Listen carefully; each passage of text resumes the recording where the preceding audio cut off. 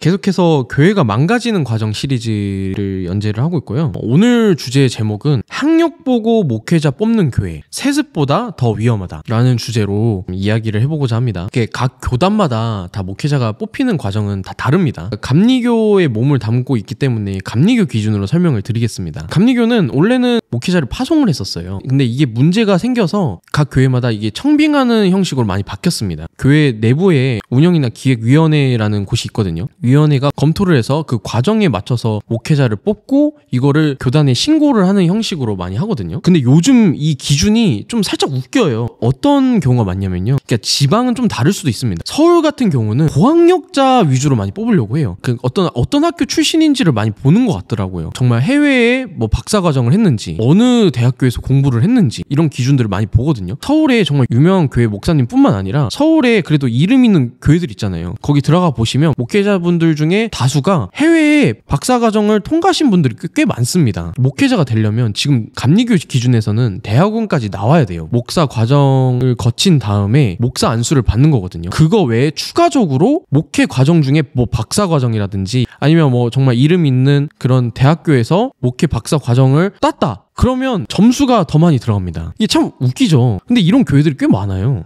이게 좀 거짓말 같으시면 그 교회 한번 다른 교회 이렇게 다 들어가 보시면서 한번 학력을 한번 봐보세요. 특히 서울교회는 그런 경우가 진짜 많습니다. 저는 이게 문제가 되는 경우가 뭐냐면, 그러니까 저는 근데 이 기준이 뭐 100% 나쁘다는 건 아니에요. 이 과정 중에 좀 등한시하는 경우가 있는 것 같아서 이 이야기를 꺼낸 겁니다. 이 목회자 과정을 선별할 때 생각보다 저는 이 심사 과정이 항상 문제라고 생각을 하거든요. 그러니까 어떤 기준보다는 이 복음적인 목사님이라는 이 기준보다는 이 학력 기준이 꽤 많아요. 대학원까지 나오셨는데 되게 설교에 실력 있으신 분들이 꽤 많거든요. 이게 청빙이 되겠다 이렇게 생각하고 있는데 생각보다 최종 선발 과정에서 빠그러지는 경우도 많습니다. 우리 교회는 급이 당연히 박사 과정은 나와야지 하는 교회들이 있다라는 뜻이에요. 그리고 또 추가적으로 말씀을 드리자면 목회자를 뽑는 과정이 이 심사 과정이 너무 빨라요. 생각보다. 사실 다음 목회자를 위해 기도하고 고민하고 알아보는 시간이 진짜 꽤 길어야 되거든요. 목회자분이 이제 은퇴를 하신다고 어디 다른 곳에 가신다고 그때 막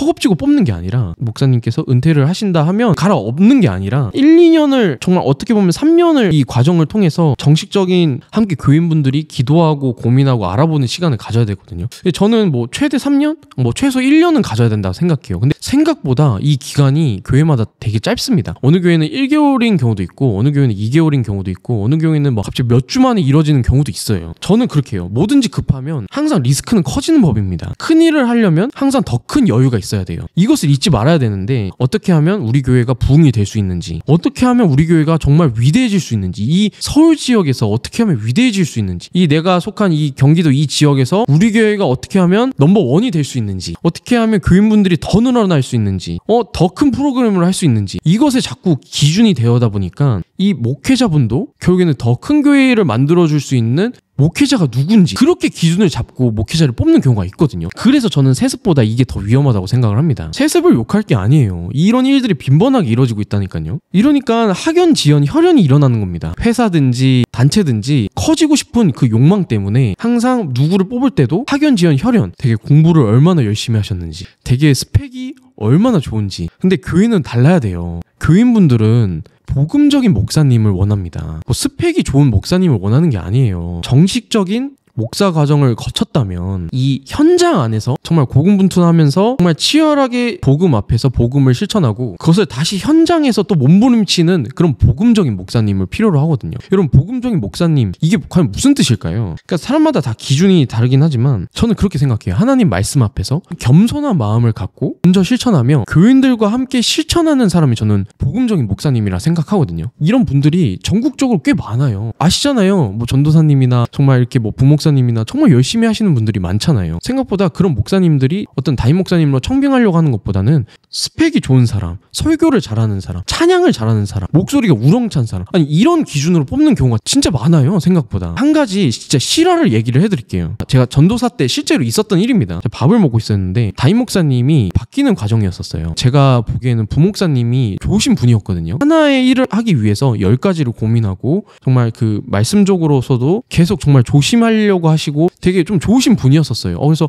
그리고 나이도 있으시기도 했고 그래서 당연히 이제 목사님께서 이제 이동을 하시니까 부목사님으로서도 괜찮으실 수도 있겠다 했는데 이 총여성교회 회장분이 딱 선을 그으시더라고요. 우리 교회는 전통적으로 교인분들이 눈이 높기 때문에 아마 부목사님께서는 교회의 담임 목사님이 될 수 없을 거예요 라고 선을 그으시더라고요. 그래서 와, 제가 그거 보고 야, 진짜 다음 교회 목회자분이 아니다 다를까 미국에서 스펙이 박사과정이 있고 큰 교회 출신이시거든요. 그분이 오셨더라고요. 부목사님이랑 나이 차이 별로 안 났어요. 결국에는 그 부목사님께서는 다른 교회로 가셨는데 그냥 제가 안타까운 것은 어떤 기준으로 과연 교회들은 목회자를 뽑냐는 거예요. 한두 곳이면 몰라요. 이게 일반화가 되어서 점점 더 이런 기준으로 교회들을 많이 뽑는다라는 것이 저는 진짜 무섭습니다. 이렇게 되면요, 여러분, 이 스펙 사회 여러분 싫어하시잖아요. 정말 이 한국에서도 이게 문제가 많이 됐었잖아요. 스펙 위주, 사회가 스펙 위주가 됐다. 그러니까 취업률이 낮아졌다. 이런 얘기들을 많이 하잖아요. 그래서 스펙도 안 봐서 이제